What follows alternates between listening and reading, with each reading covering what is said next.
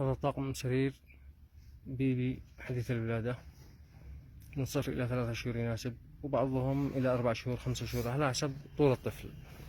يجي السرير سفنج، من تحته أبلكاش، من الخلف أبلكاش خفيف، هذا هو، وفراش، وسادة، والشنطة، وهذه الناموسية تبعه. فكرته نفس فكرة السفنج اللي نعرضهم دائما، أبو 5 قطع، بس هذا طوروه وسووا له الفونكة هذه وهذه، واللون والخامة أفضل، وشغل نظيف يعني.